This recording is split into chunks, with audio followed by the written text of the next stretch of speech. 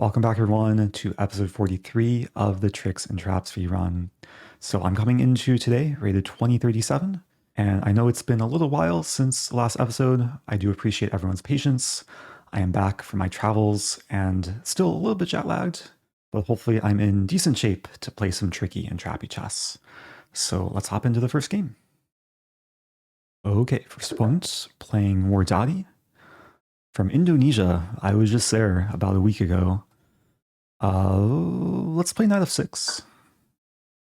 And let's get a Budapest Gambit. We've played this in some recent episodes. Knight g4.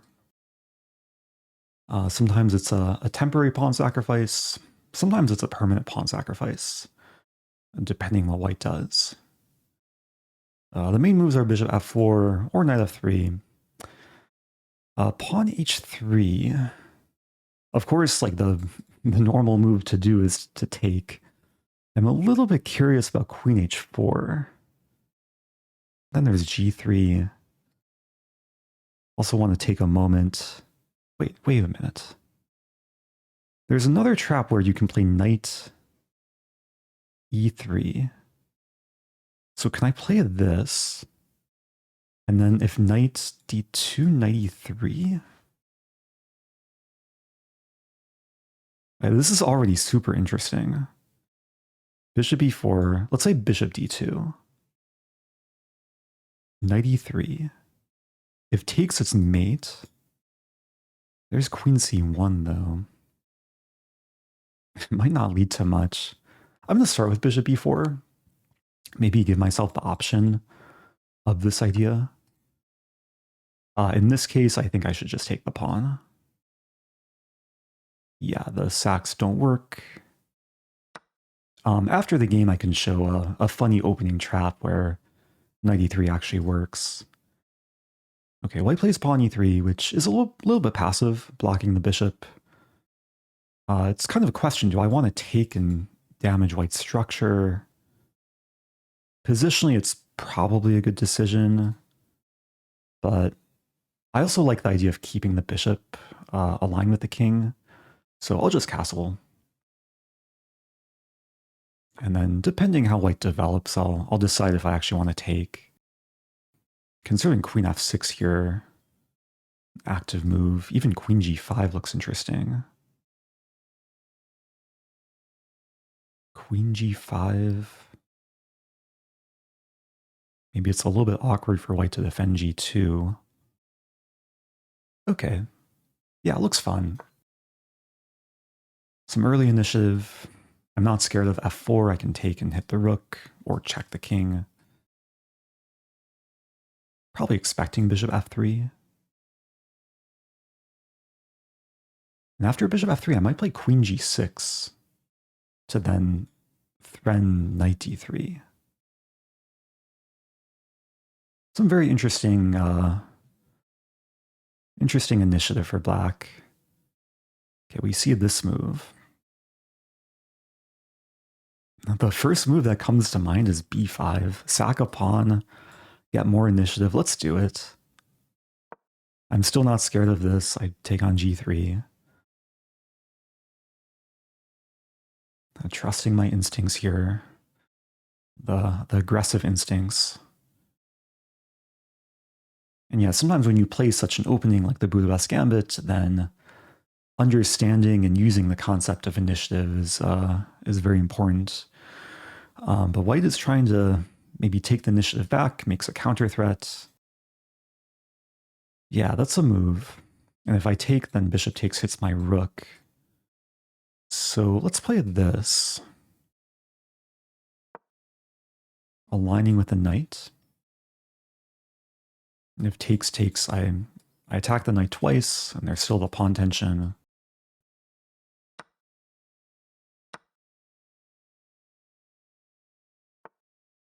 Okay, bishop d2. So finally breaking the pin. Now I want to play bishop e7, but then white neutralizes. Maybe I can take first. Take, provoke white to take back, and then bishop e7. And my goal going forward is to keep the pressure on white. Like, if I get my bishop here, then the diagonal's very nice for the bishop. If white ever castles, there might be some long-term attacking potential. So castling is a legal move. You can castle even when the rook's attacked. And now, oh, I think I have a tactic. Takes, queen e4, winning a bishop. I don't see a defense for white. Yeah, using the diagonal and the fact that the bishop's not defended. And the game might be ending shortly. So the early aggression paid off. I guess I should just be extra sure that this is working. Like, white really doesn't have any counterattack. Queen d4 would threaten mate, but I would be the first person to deliver checkmate. And given that my opponent's thinking here, I think they realize the danger, or the fact that it's probably past the point of no return.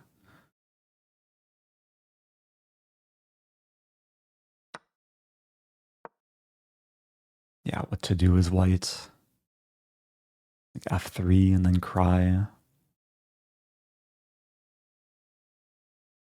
Or maybe bishop takes f7 first.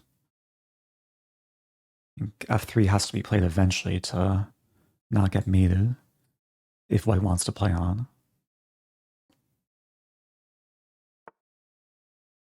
So I'll briefly consider taking the pawn, but then there's not really a follow-up, so I'll take the bishop. I guess white's won connect 4. Not the happiest of connect 4s. And going forward, I probably want a complete development.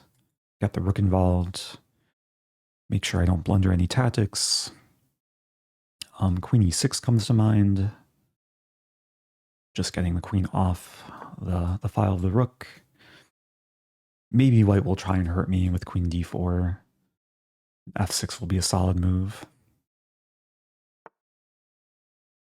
Yeah, no checkmate for you. And I am threatening h3. Okay, I'll develop the knight with tempo. Feeling good.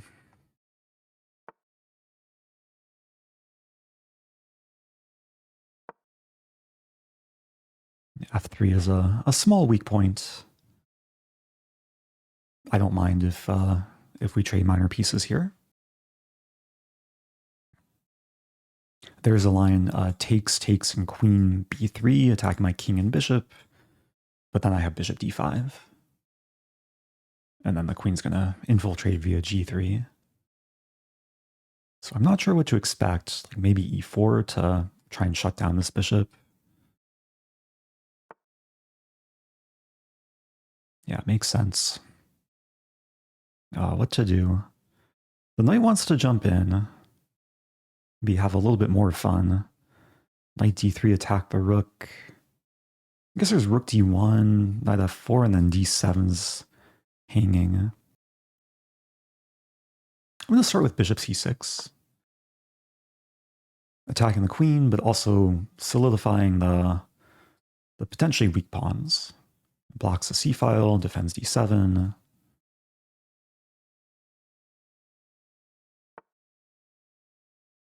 Okay, now I don't have knight d3, but yeah, maybe the knight can still hop in. Eyeing f4 and h4. The dream would be knight f4, knight e2 with a triple fork. I don't think that's very likely to happen, but you never know. Maybe white will see this threat, play h4. It's not easy to stop knight e2 and knight takes h3, actually. Because king h2 would still get forked. So I think I'm guaranteed to win at least a pawn. At most a queen.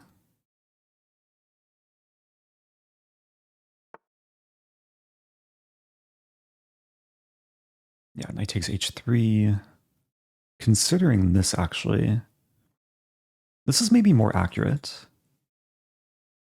To attack the rook, trying to provoke rook f2, and then I take with a fork.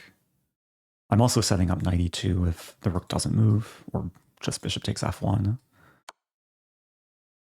Okay, so yeah, doing my best to maximize material gain.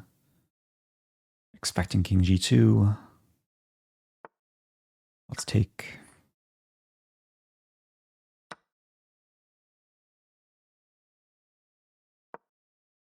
And at this point, I just want to simplify. I'm up a full rook and a pawn. Let's get queens off the board.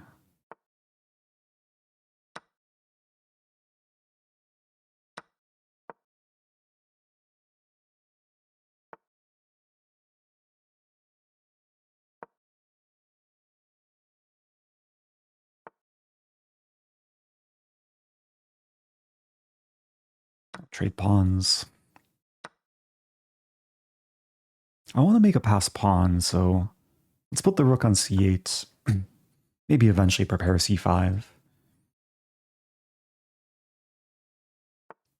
Some other ideas of invading with this rook. Like rook a2 is nice. There might be some potential checkmating concepts with like eventually g5 and bishop f1 and rook g2. Oh, there's almost... I want to be tricky here. I think I can do it. Let's play rook a8. Oh no, my pawn. The idea is rook a3. Yeah, let's play rook a3 anyway. Oh no, my pawn. Someone call an ambulance. If rook takes c7, it's checkmate in one.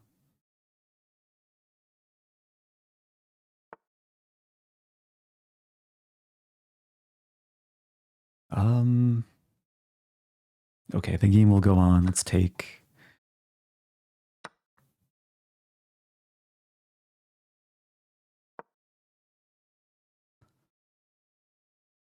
I still want to create some mating idea. I could play this to threaten mate in one. Let's do it.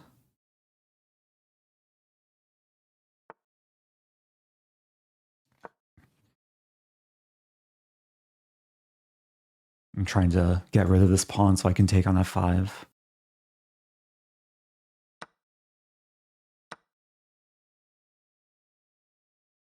White is still resisting a little bit.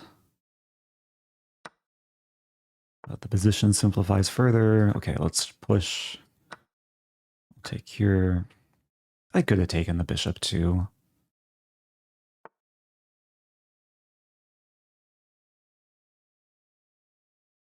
Ah, can I not save the bishop and the pawn? All right, I'll save the bishop.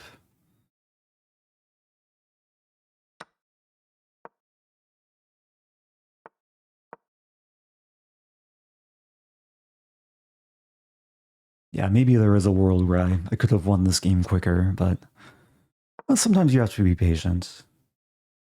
And at this rating level, players are good at resisting. So once in a while, players can come back from very bad positions like this, but yeah, no mercy. Onto my pawn, but not this pawn. If takes, I guess I just take on b4.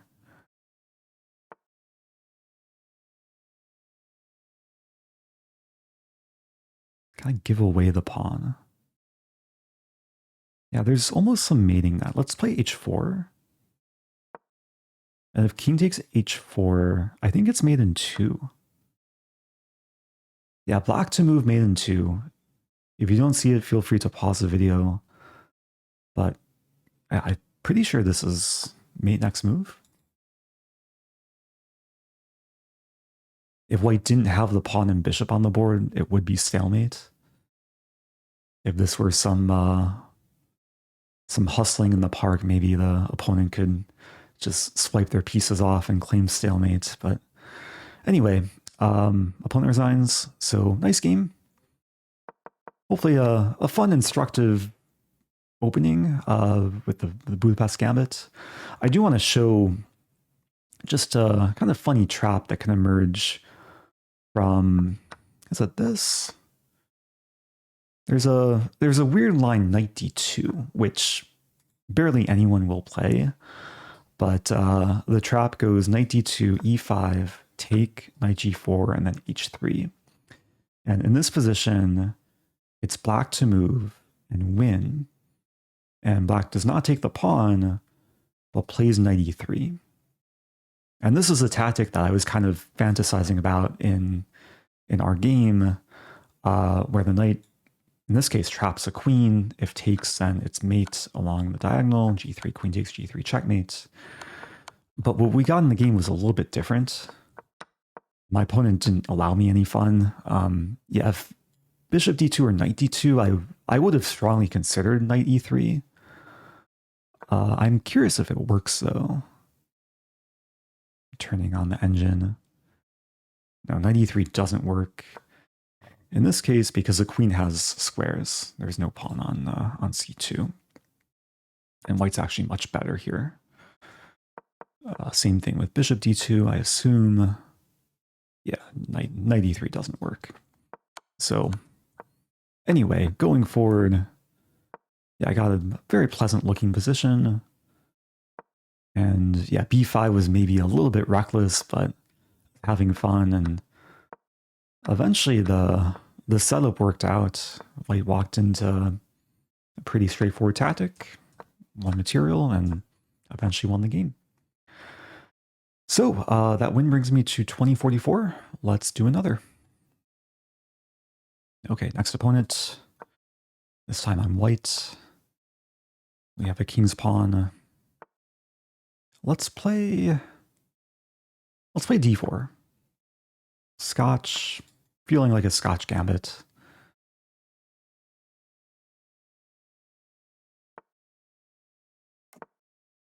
I've played this opening a decent amount throughout the speedrun, and a lot of times players are not super well prepared. Now, to be honest, I don't know if I'm so well prepared for this line. I know there's like the max range attack, e5, d5, take. Is it this move order? I think it is. Might also be c3 here. c3 looks interesting.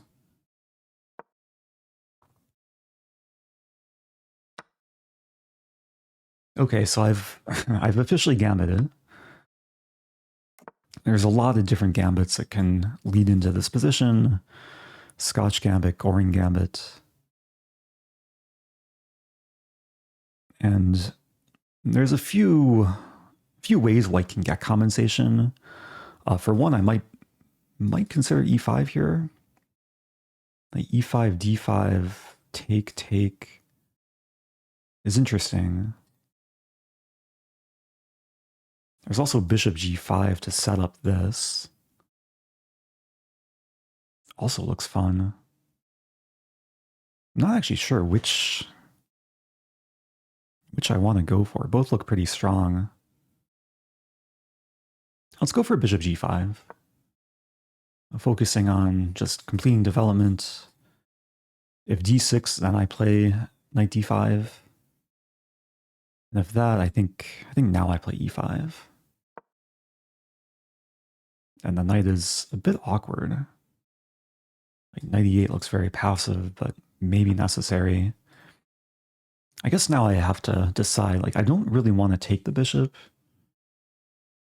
Like, generally, when you have more space like this, you want to keep minor pieces on the board. Bishop f4 is probably the natural continuation. D6 is coming next, most likely. H6. Yeah, I think black probably should have played d6 there, because this gives me time to just keep improving. I'm going to play queen c2, preparing rook d1, but also setting up ideas of potentially queen g6 and bishop h6. Or bishop h6 and then queen g6.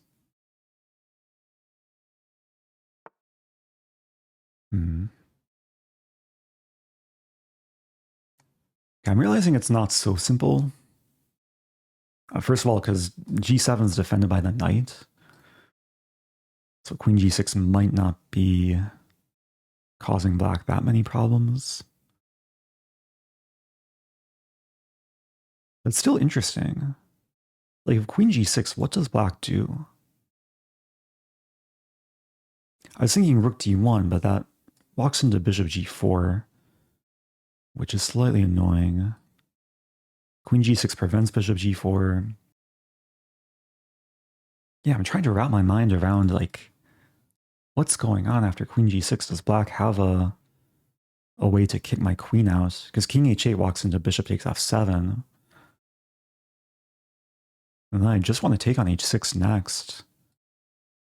I'm going to do it. Wait a minute. Queen g6, d5. Can I sack the queen? Take, double check. That doesn't work at all. Queen g6, d5, but take. Ah, takes back. Take and the bishop's defended. Okay, I'm glad I'm slowing down a little bit because d5 might just kill all my fun. Yeah, I think d5 kills all my fun. Let me come back to rook d1. Can I allow this and then queen g6, but then take? And taking, I don't think it's quick enough. Okay. What about bishop takes h6? Take, check, knight g7. And it feels really close, but at this rating level, you sometimes have to be sure before going into a tactical mess. I still like the concept of rook d1, and like maybe it's just a matter of playing a simple defensive move like queen e4, support the knight, and maintain the pawn here. Okay, I'll play rook d1.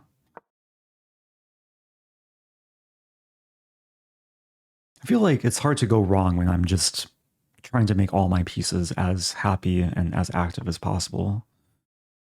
So black plays king h8, maybe aware of the potential danger. And now I'm actually inclined to play h3, just not give black any activity. Yeah, let's play h3. It's not a super aggressive move, but I think it's a pretty annoying move for black to deal with. Bishop d7. So it does kind of break the pin. I'll play rook e1. All the pieces enjoying their lives.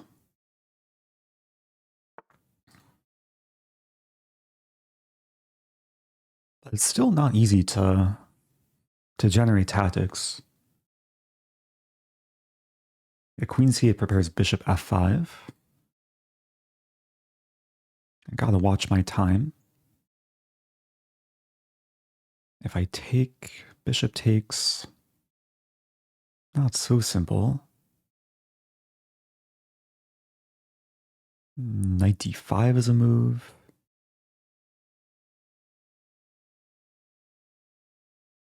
There's also queen d2 to maybe set up the sack. Let's play queen d2. This also kind of pins the pawn to the bishop. I say kind of pins because this might still be playable. Okay, bishop e6.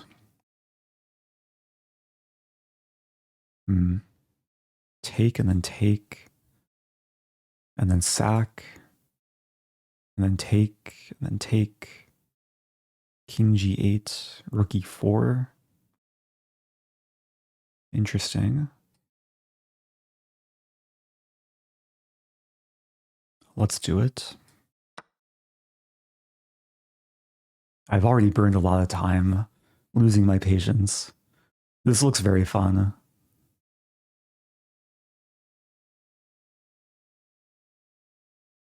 My opponent's on the back foot with like all these pieces on passive squares. And I think it's It's an intuitive decision. I mean, it's based on some calculation too. And black doesn't even take the bishop. So now my pawn gets to stay on e5. And I probably get to keep attacking without even sacrificing. Bishop g5. So I won back the pawn. It's equal material. I can't imagine how this knight is getting back in the game like anytime soon. And going forward, I want to focus on the king side. I might look to maneuver the knight to f4. Like this g6 square is very juicy. There's also knight h4 into g6. I'm trying to imagine how I can lift a rook over to the h-file. It's not easy because this square and this square are both covered. Maybe there's some crazy idea of sacking a knight on e4, which probably isn't worth it.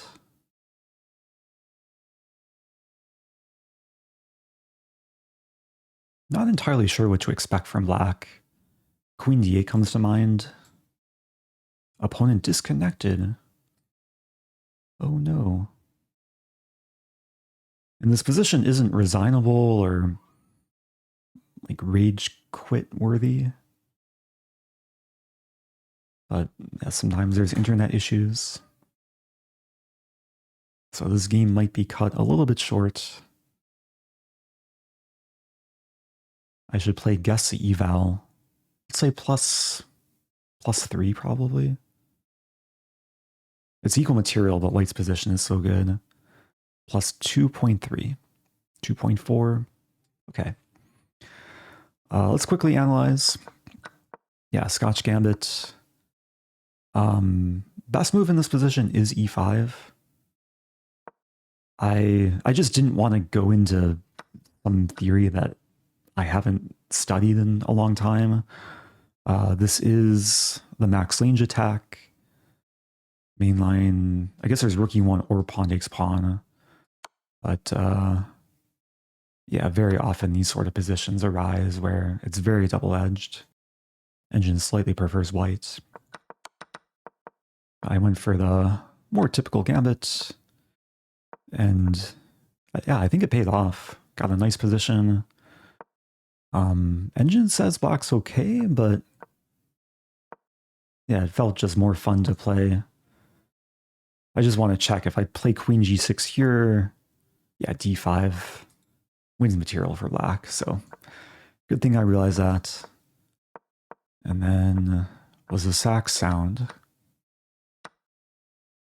Yeah, it's good for white. If takes here, rook e4 was my calculation. So okay, that brings me to 2052. Let's do one more. I do have to go soon for dinner, so I'm going to try and win this game quickly. Sometimes that's hard to do on command, but let's play a normal Grand Prix, pawn f4. I usually play bishop b5. I might still end up playing bishop. Actually, with d6, I usually like to put the bishop on c4. Yeah, just directed at f7. Sometimes you can pick and choose where to put the bishop in the Grand Prix. Let's castle. d3 is very likely coming next. And yeah, all these moves are very typical of the Grand Prix setup. My main plan is to attack on the king side as soon as black castles. So black is maybe trying to hold off. With h6, considering f5, somewhat of a pawn sacrifice. Take, take, take.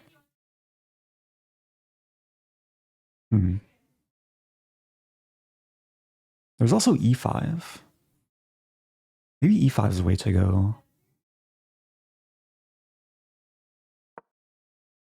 In many cases, e5 is overextending, but I think in this case it's well supported. It's already supported by the queen and the knight and the pawn. If takes knight g4, there's h3 to trap the knight. And d5 is also controlled, so like knight d5 loses the pawn for black. I should also mention d5, the counterattack does not work because I take and counterattack the bishop. So I think black has to play some ugly move. And now I want to keep the foot on the gas. I could take an f5 maybe. There's also queen g3.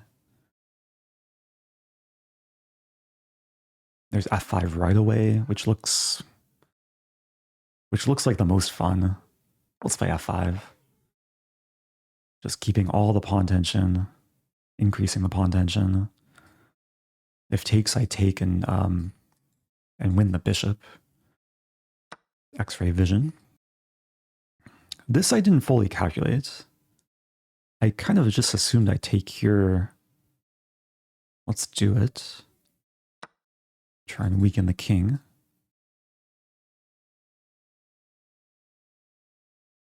I am realizing there's a counter tactic. Okay, which would have happened in the bishop takes line. Maybe I can show after the game. Yeah, so do I actually want to take back on e5? There's also queen g3. But taking on e5 looks very nice. Opening the f-file. In the other line, there is a counter tactic involving queen d4, but the bishop is blocking the queen in this case. And here, okay, knight g6 looks very appetizing. Attacking the rook.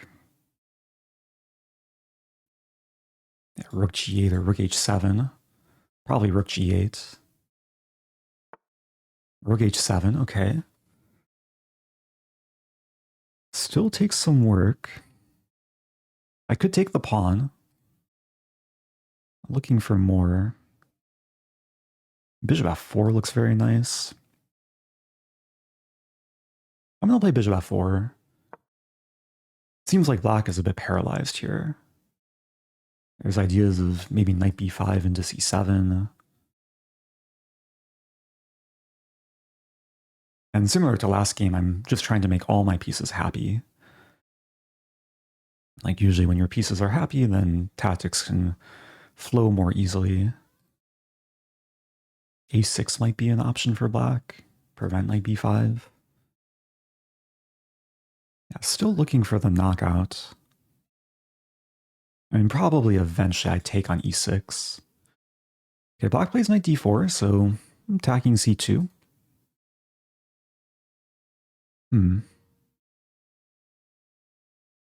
Is it worth my time defending the pawn? I also don't have knight b5 anymore. Yeah, good move. Looking for ways to actually sack c2, maybe even sack the rook. How to do this? Bishop e5. Looking at knight e4.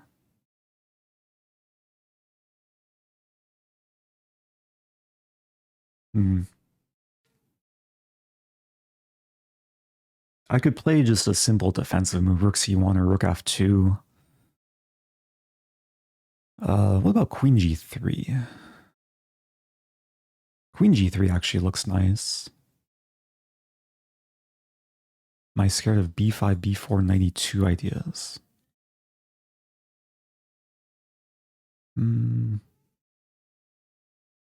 Let's play queen g3. Yeah, I want to be more offensive-minded than defensive-minded. I'm thinking of moving my knight back to the center and threatening mate. And there's also ideas of bishop c7, or maybe takes and bishop d6. I'm not scared of this move.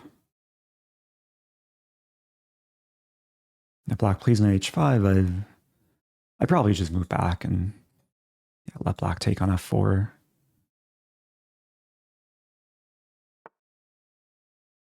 Okay, bishop c6.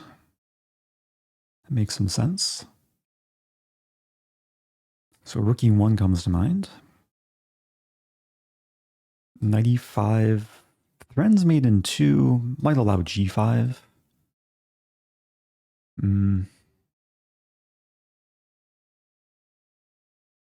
I like the idea of rook e1. Again, going back to the idea of making all the pieces happy. Like literally all my minor pieces and major pieces, I think are finding a good role in the position. King is relatively safe.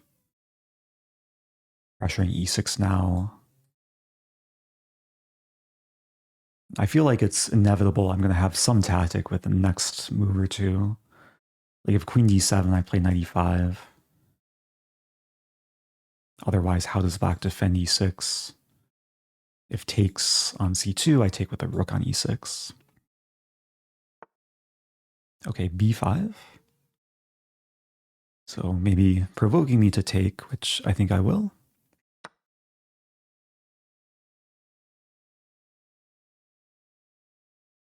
And the eventual target is a bishop on e7. And then the king on e8.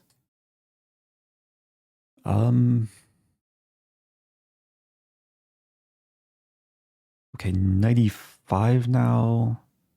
Again, allowing g5. Bishop f7. I'm probably spoiled for choice.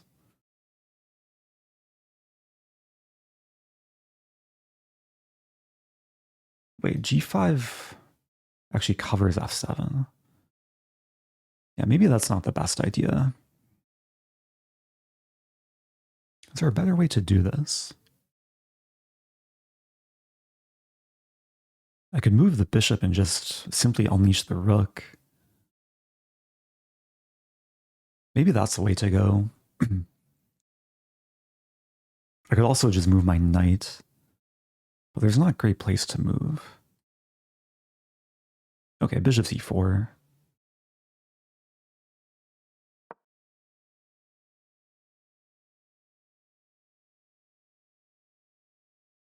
I am realizing if takes, and I take on e7 with a rook, there's queen takes e7, knight takes e7, and I got forked. And it's a big queen trade. I don't want to allow that. So I could just take with knight. I could also take back, but that allows knight f5. Yeah, let's take with knight. And then take. And this comes with check, so there's no knight e2. And as long as I don't allow knight e2, I should be in good shape. And this will come next. Actually, if king f8, it's mate in 1. Bishop d6 checkmate.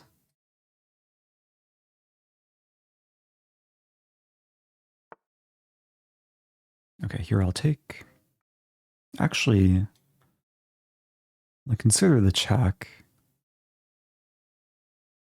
Feels very close to force mate.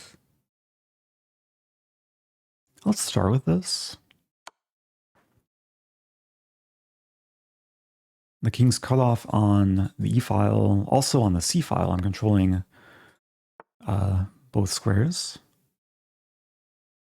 And now I take back. Knight's almost trapped. There's knight c2. Trying to find the quickest way to mate. Queen e6. Oh no, my rook. Check.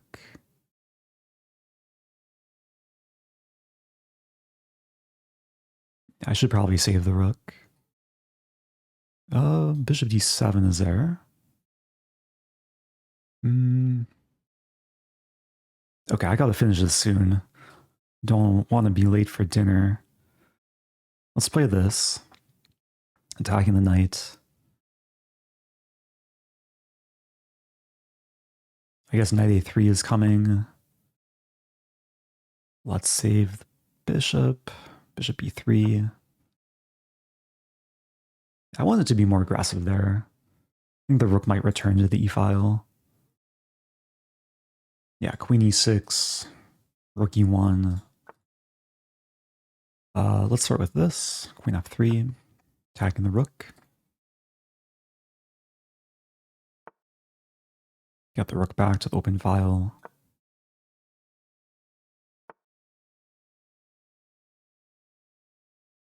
How should I do this? Queen e2, threatening mate. Oh no, my pawn. If g5, I can move the bishop and attack the knight.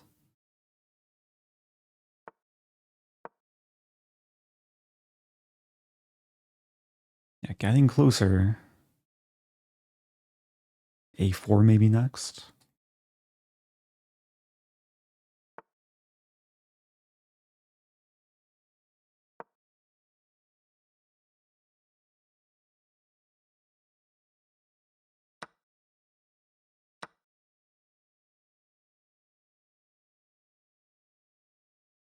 You have knight c7, it's made in two. So knight's actually trapped here. Rook e7 just allows takes. Oh, there is knight a3. Maybe the best try. Knight a3. What do I do? Queen d6. Can I attack the... Queen d6? Let's play rook f1.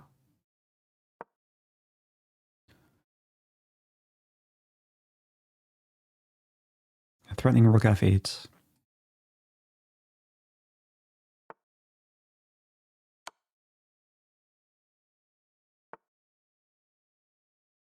Okay, getting closer. Check. I take. Taking doesn't work. Check.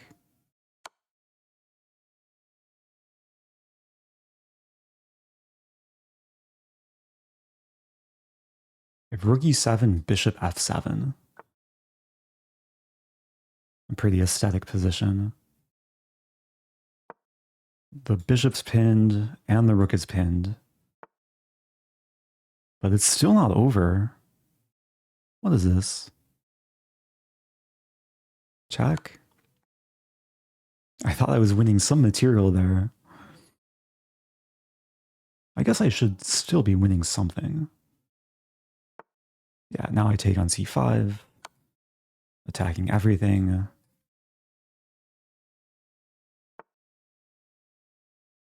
Take here with check. The knight will be hanging in the end. Or there's force mate.